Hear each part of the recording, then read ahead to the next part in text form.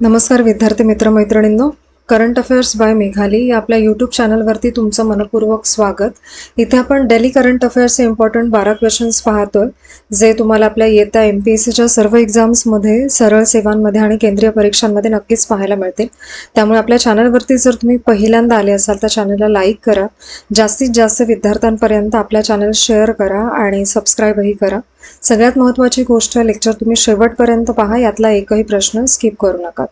ठीक आहे, तर पाहूयात आजच्या म्हणजेच 24 एप्रिल 2026च्या चालू घडामोडी. प्रश्न पहिला, भारतात राष्ट्रीय पंचायत राज दिन कधी साजरा केला जातो? तर या प्रश्नाचे योग्य उत्तर आहे पर्याय क्रमांक सी, 24 एप्रिलला.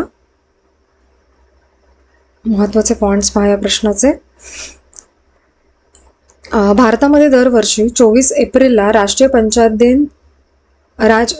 पंचायत राज दिवस साजरा करतात. हा दिवस 73व्या घटनादुरुस्ती कायदा लागू झाल्याची आठवण करून देतो आणि 24 एप्रिल 1993 रोजी हा कायदा प्रत्यक्षात आलेला आहे आणि पंचायती राज प्रणालीने ग्रामीण भागामध्ये लोकशाही बळकट केली.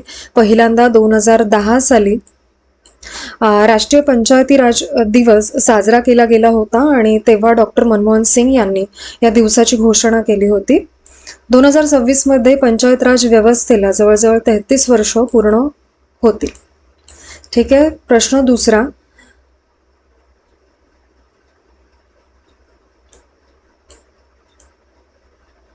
केंद्र सरकारने प्रथमच संरचित डाळ खरेदी उपक्रम कोणत्या राज्यात सुरू केलेला आहे?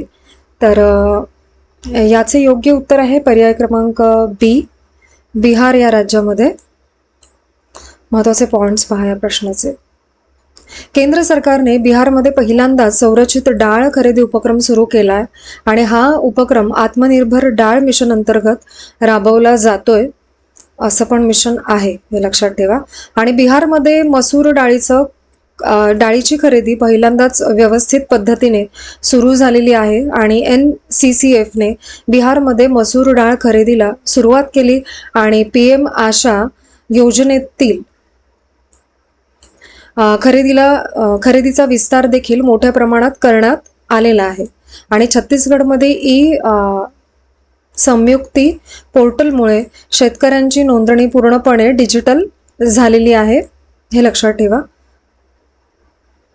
आणि PM आशा योजना ही कृषी उत्पादनांचं हमीभाव आणि शेतकऱ्यांना बाजारपेठेमध्ये स्थिरता मिळवण्यासाठी खूप महत्त्वाचं आहे. पुढील प्रश्न तिसरा, भगवान बुद्धांचे तथागत पवित्र अवशेष प्रथमच देशांतर्गत प्रदर्शनासाठी कुठे नेले जाणार आहेत? तर या प्रश्नाचे योग्य उत्तर आहे पर्याय क्रमांक ए, लडाख येथे. महत्त्वाचे पॉइंट्स पहा. भगवान बुद्धांचे पवित्र अवशेष लडाखमध्ये नेणार आहेत आणि हा पहिलाच प्रसंग आहे जिथे अवशेष त्यांच्या ठिकाणाहून देशांतर्गत प्रदर्शनासाठी बाहेर येणार आहेत. आणि प्रदर्शन पुढील महिन्यात सुरू होणार आहे आणि ते 15 दिवस चालेल. हे प्रदर्शन भारताच्या संस्कृती आणि सभ्यतेचा मोठा उत्सव म्हणून पाहिलं जातं याकडे. आणि Mahabodhi international meditation centre, Leh पॅलेसचा धर्मा सेंटर आणि CIBC म्हणजे central institute of Buddhist studies ही प्रदर्शनाची ठिकाणं आहेत, हे लक्षात ठेवा. आणि भगवान बुद्धांचे तत्वज्ञान अहिंसा, करुणा आणि आत्मजागृतीवरती आधारित आहे, जे आजच्या काळात खूप महत्त्वाचं देखील आहे. ठीक आहे, पुढील प्रश्न चौथा, भारत टॅक्सीसाठी ड्रायव्हर्स ऑनबोर्डिंग प्रक्रिया कोणत्या शहरात सुरू करण्यात आली? या प्रश्नाचं योग्य उत्तर आहे पर्याय क्रमांक डी, मुंबई येथे. महत्त्वाचे पॉइंट्स पहा. केंद्रीय वाणिज्य आणि उद्योग मंत्री पियुष गोयल यांनी भारत टॅक्सी सुरू केली आणि मुंबईत हा उपक्रम लॉन्च केलेला आहे. आता ड्रायव्हर्ससाठी ऑनबोर्डिंग प्रक्रिया सुरू आहे.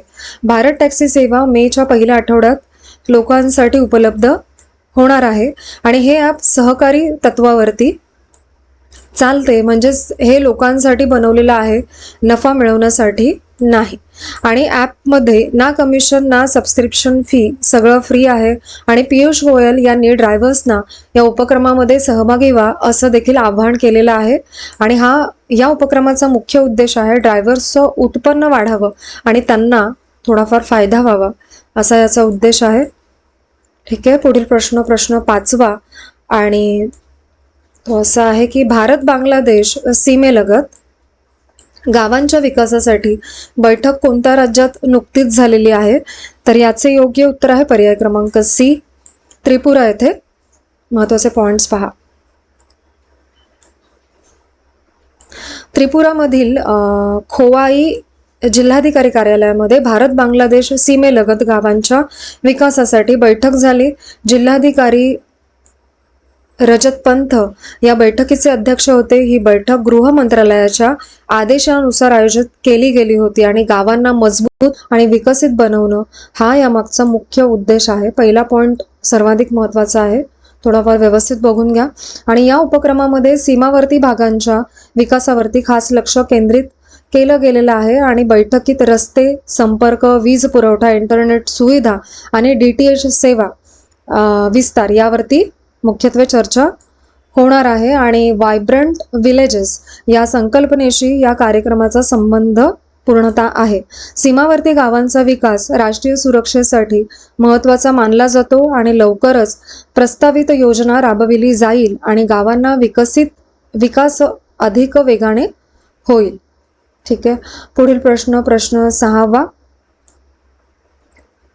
1,00,000 कोटींची उलाढाल पार करणारी भारतातील पहिली FMCG कंपनी कोणती ठरलेली आहे? तर याचे योग्य उत्तर आहे पर्याय क्रमांक बी, अमूल ही कंपनी. महत्त्वाचे पॉइंट्स पहा या प्रश्नाचे. अमूल भारतातील पहिली FMCG कंपनी झाली जिने 1,00,000 कोटी उलाढाल पार केली. आणि FY26 मध्ये अमूलने हा मोठा टप्पा गाठलेला आहे. आणि अमूलची उलाढाल आता 1 ट्रिलियन म्हणजे 1,00,000 कोटीपेक्षा जास्त आहे. आणि गेल्या वर्षभरामध्ये कंपनीने सुमारे 11% वाढ नोंदवलेली आहे. ठीक आहे, अमूलचं संचालन Gujarat cooperation milk marketing federation म्हणजे GCMMF करतं. आणि ही संस्था पूर्णपणे सहकारी चळवळीवरती आधारित आहे. आणि 36 लाख दुग्ध उत्पादन शेतकरी तिच्या यशामागे आहेत. आणि अमूलचं यश हे भारतीय सहकारी चळवळीचं मूर्त उदाहरण आहे असं म्हटलं जात आहे. ठीक आहे, पुढील प्रश्न 7वा. दिल्ली कॅन्टोन्मेंट जनरल हॉस्पिटलमध्ये रोबोटिक्स ऑर्थोपेडिक प्रणालीचे उद्घाटन कोणी केलंय? तर या प्रश्नाचे योग्य उत्तर आहे पर्याय क्रमांक सी, पर्याय क्रमांक ए, राजनाथ सिंह यांनी. महत्त्वाचे पॉइंट्स पहा. राजेश सिंह यांनी दिल्ली कॅन्टमध्ये नवीन आरोग्य सेवा सुरू केल्या.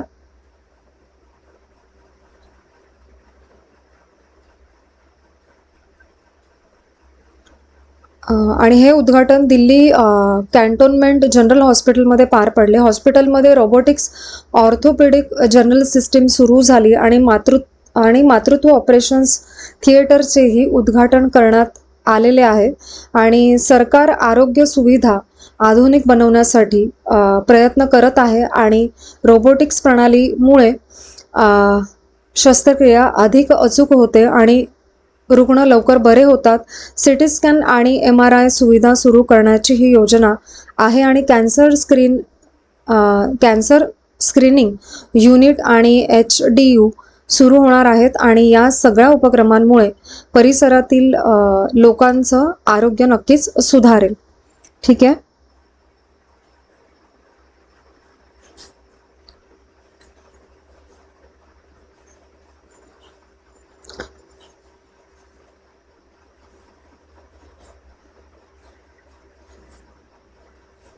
पुढील प्रश्न 8वा. 2025-26 मध्ये नमस्ते योजना अंतर्गत वैयक्तिक प्रकल्पांसाठी सबसिडी कितीपर्यंत वाढवली गेलेली आहे?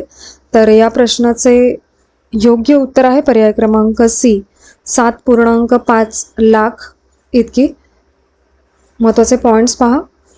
नमस्ते योजनेचं पूर्ण नाव आहे राष्ट्रीय यांत्रिकी स्वच्छता इकोसिस्टीम कार्य योजना.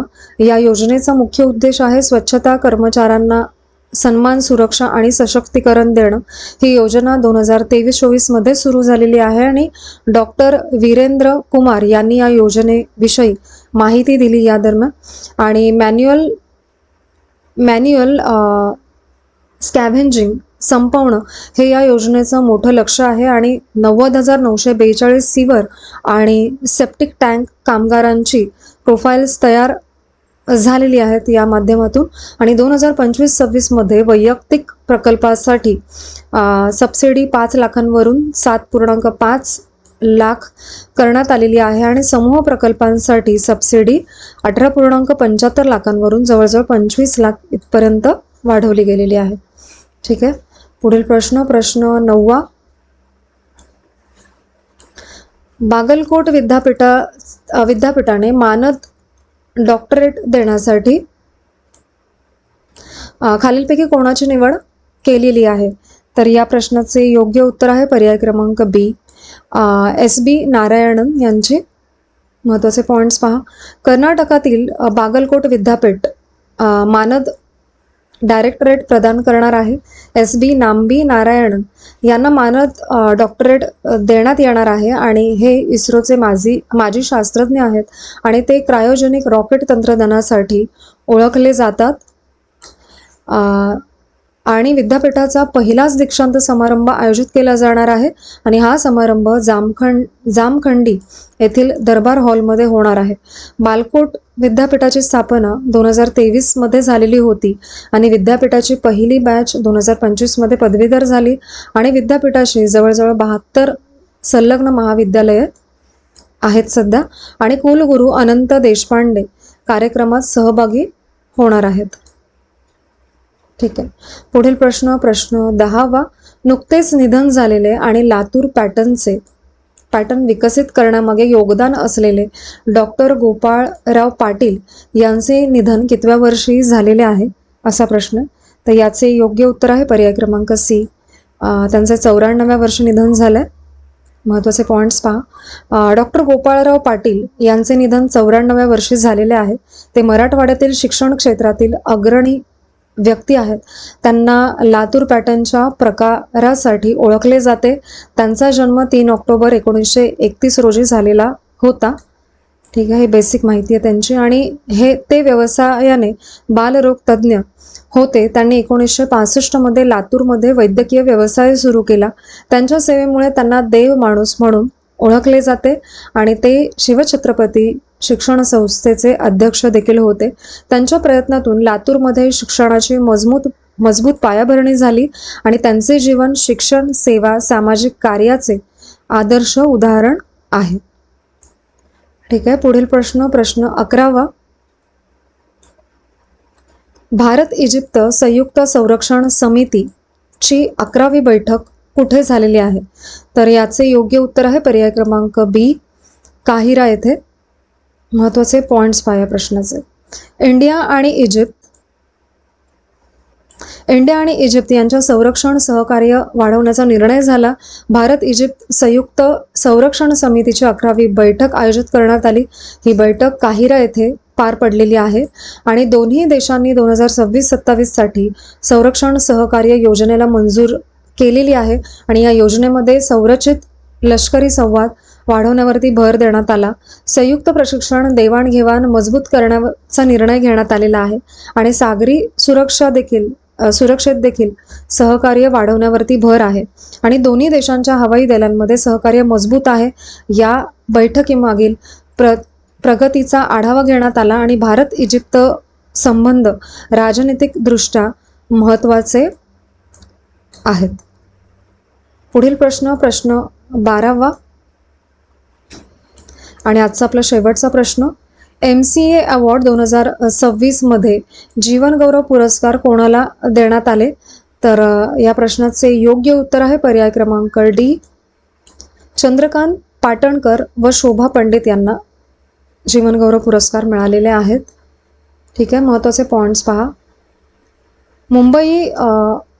मुंबई क्रिकेट असोसिएशनने 2026 पुरस्कार समारंभ आयोजित केला. या समारंभामध्ये सुनील गावस्कर ही उपस्थित होते आणि अदिती तटकरे यांनी या कार्यक्रमात सहभाग घेतला. आणि शार्दुल ठाकूर यांनी 2024-25 साठी बेस्ट क्रिकेटर पुरस्कार मिळाला आणि सिद्धार्थ लाड यांना 2025-26 साठी बेस्ट क्रिकेटर पुरस्कार मिळालेला आहे. हा पॉईंट लक्षात घ्या. आणि वृषाली भगत यांना 2024-25 साठी बेस्ट सिनियर वुमन्स क्रिकेटर्स पुरस्कार मिळाला आणि सायली सातगरे यांना 2025-26 साठीचा हा पुरस्कार मिळालेला आहे. दोन्हीही दुसरा आणि तिसरा पॉईंट महत्त्वाचा आहे, ठीक आहे, लक्षात ठेवा. आणि लाईफ टाईम अचीवमेंट पुरस्कार चंद्रकांत पाटणकर यांना मिळाला, तसेच शोभा पंडित यांनाही हा पुरस्कार मिळाला आहे. या पुरस्कारासोबत त्यांना 10 लाखांचं बक्षीस देण्यात आलेलं आहे. ठीक आहे, तर आजचे आपले 24 एप्रिल 2026चे डेली करंट अफेअर्स पाहून झालेले आहेत. लेक्चर शेवटपर्यंत पहा ही एकच विनंती आहे. आणि आजचं लेक्चर तुम्ही शेवटपर्यंत पाहिलेच असेल, त्याबद्दल थँक्यू सो मच.